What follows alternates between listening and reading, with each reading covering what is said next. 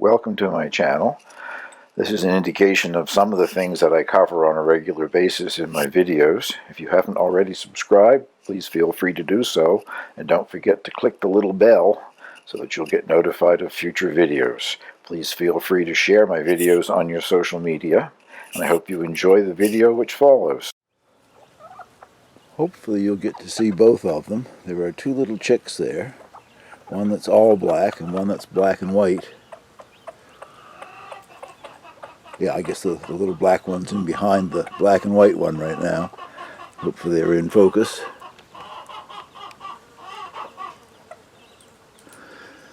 There have been a few things happening in the chicken coops.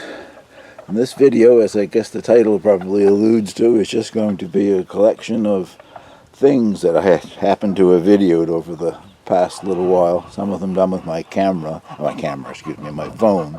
The camera on my phone, which doesn't make for the steadiest of video. But I have lost a few of my birds, mostly to old age. One of the barred rocks died, and so there's only one of those left. And I lost my last mottled cochin. And a few days ago, I don't really know what the cause was or what happened, but that pretty little rooster that grew up here last year just vanished. I don't quite understand what might have happened to him. They were out free ranging probably. I didn't notice it until the day they weren't out free ranging. I went to release them, so he probably already had been missing for 24 hours when I let them out. But none of the other birds were hurt, and the coop is super secure. Nothing got in the coop and killed him or anything. I didn't find any feathers, anything here. Very strange, but nevertheless, these things happen, I guess. And I should put a warning in here that quite often the little banties raising their own like this is not terribly successful. There were 3 yesterday, and I can only find 2 today. They don't mean to hurt them, but there are 4 bantam hens, and they all want to be mother, so it does not work out well sometimes. One little guy has gone through the chicken wire, and he's in the coop with the big birds. I got to get him out of there.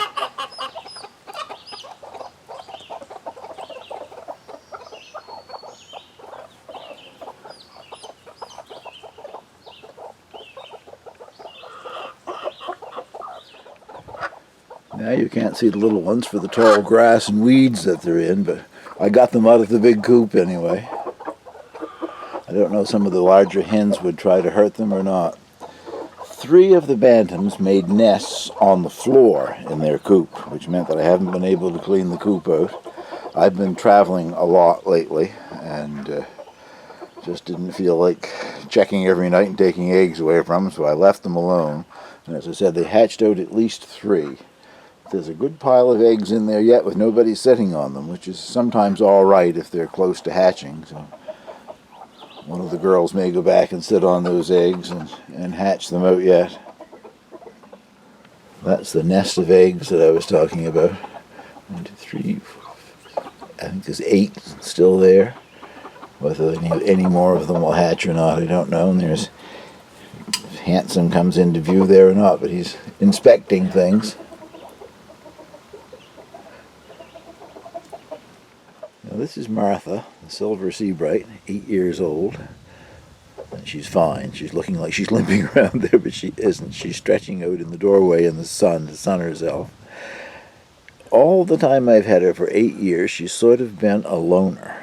She sleeps alone in one of the nesting boxes or just as high up as she can get in the coop by herself.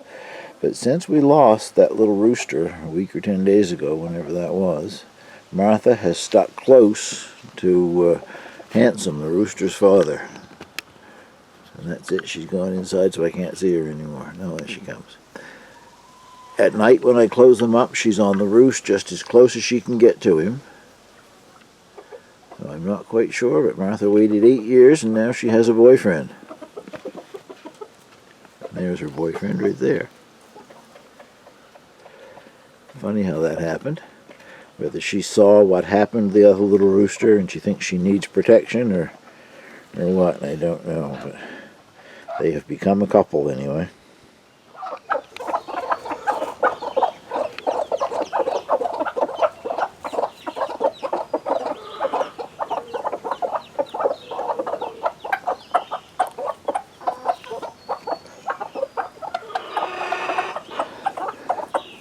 Of my original flock of birds, 8 years old, I have one barred rock remaining, Martha the silver seabright, and Prince Leah the black silky rooster. And that is all. I forget how many birds there were actually, but I just have 3 of them remaining. The mottled cochin made it through the winter fine, but mid-spring I just found her lying dead. She's just went of old age, I think.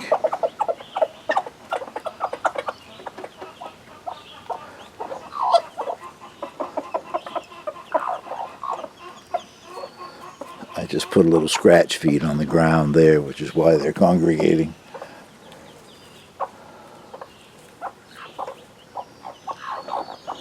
Don't get very long looks at the little guys. Some big guy stands in the way.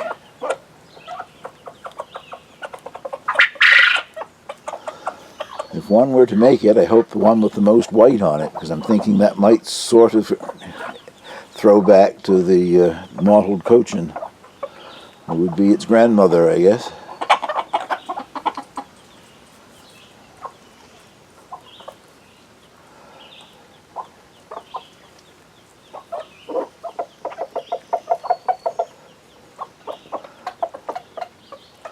Well, that's the chicken update. Let's move on to some other things now. Well, as you can probably see, I'm back at the Campobello Community Gardens, and I want to make a wonderful announcement. We won the competition. I want to thank all of my subscribers who voted and everybody else who voted. The competition closed yesterday at noon. That's July the 2nd at noon. At that time we had about 995 votes, and the garden closest to us was behind us by 37 votes.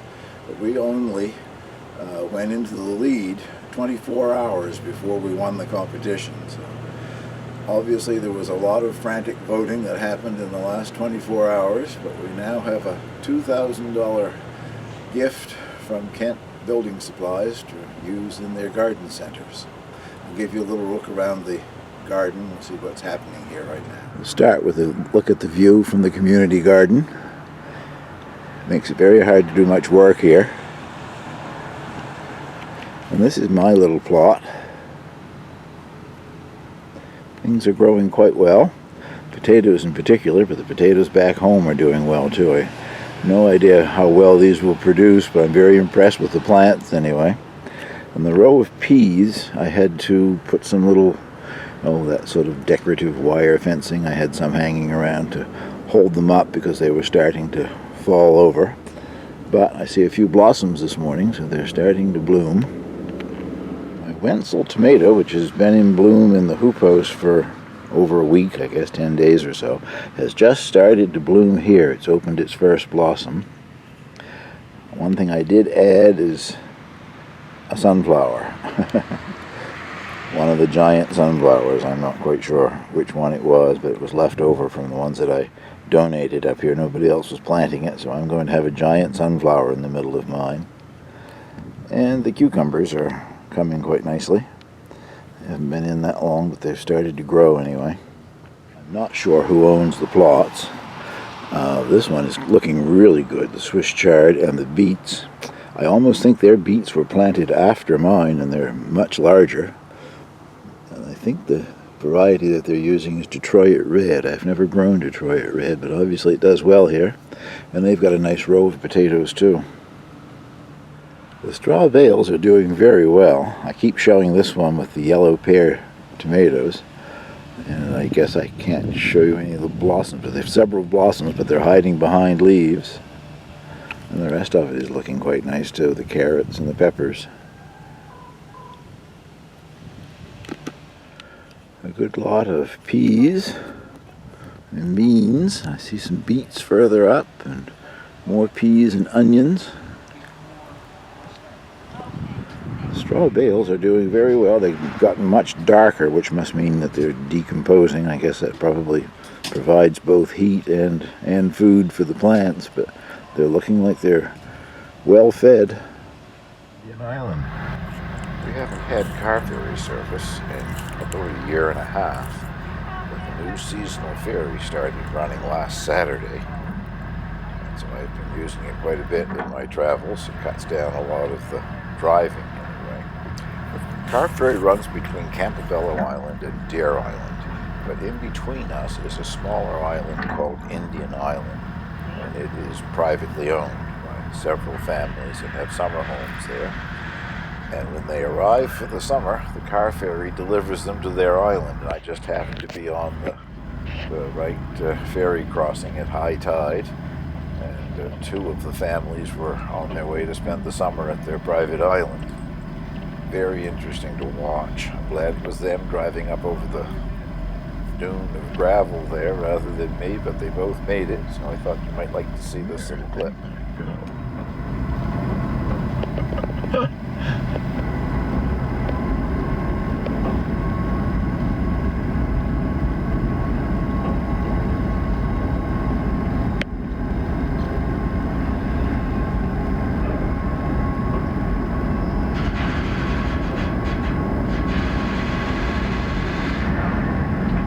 Could be interesting. Glad it's them, not me.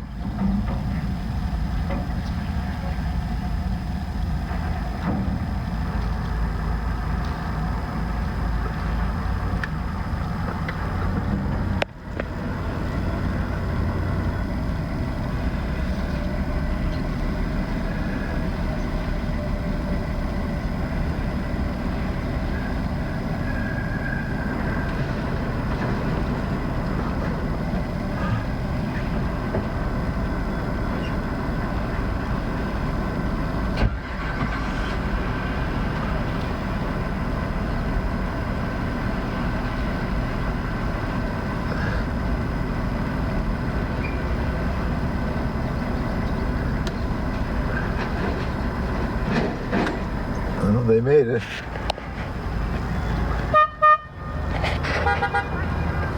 Here come the beavers.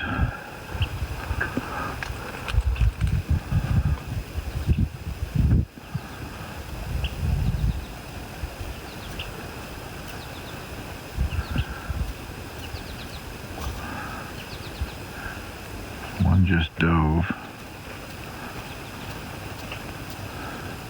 Must have both dove. I don't see either one of them now. They came out of the woods way over at the back of the pond.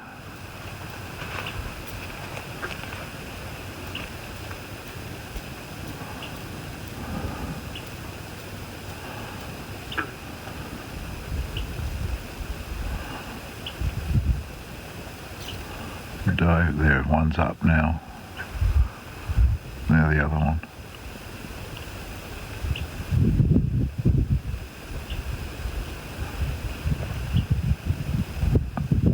They're watching me. There'll be a slap tail on the water any minute now. I see Angel and I standing here.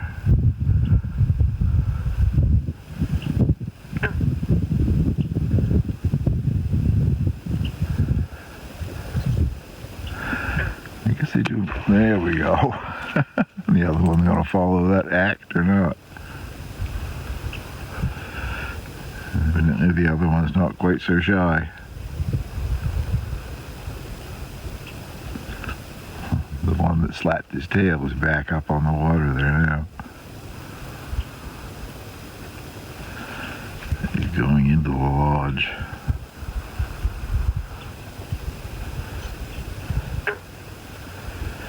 And the other guy is way over here. I guess they do most of their work at night. Not night yet, but it's getting shady.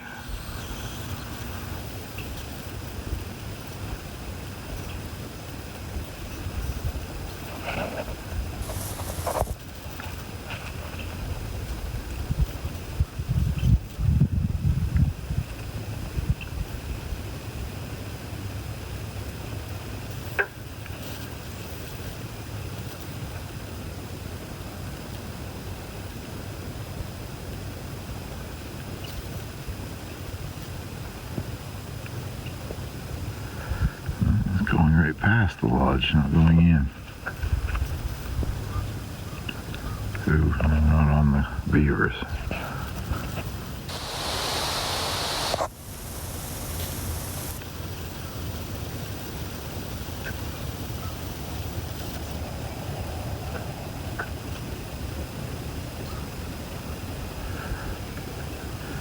And who's watching who? I'm watching the beaver, and I'm quite sure he's watching us. He or she. Its mate went inside and never came back out.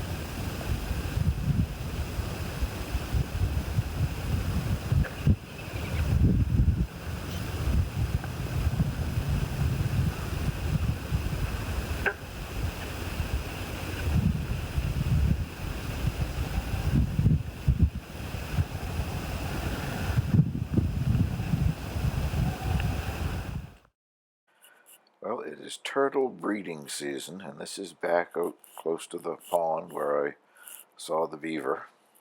There are always smaller turtles in that pond in the summertime. They wouldn't be much more than 6 inches across. This is a very large lady turtle, must be quite old. And I believe she had already laid her eggs and was starting to leave to go back to where she lives. I'm not sure if it's the same turtle that I've seen before or not, but I have seen a huge turtle like this 2 different years in a row. Oh, quarter of a kilometer from the pond, and it was hitting in the direction of the pond. I think they live, or she lives, in a large beaver pond that's about a kilometer away. It's behind the school, out in the woods behind the school. And I think that's where she lives, and she makes that journey to the pond in the gravel pit rock quarry to lay her eggs every year. I don't understand if they always return to where they were born or what the story is, because she leaves a pond and comes to this pond to lay her eggs. But they like a sandy or gravelly surface to dig a hole in to lay the eggs. There's another beaver pond here along the side of the highway, and people put up warning signs to slow down for the turtles because they're crossing there. And they dig their hole in the gravel and sand at the side of the road, even though there's a pond there. And that's where they lay their eggs, and wherever they're from, they go back as well. It's very interesting. I really enjoy seeing them. Well, that will wrap this little video up, and thank you very much for watching.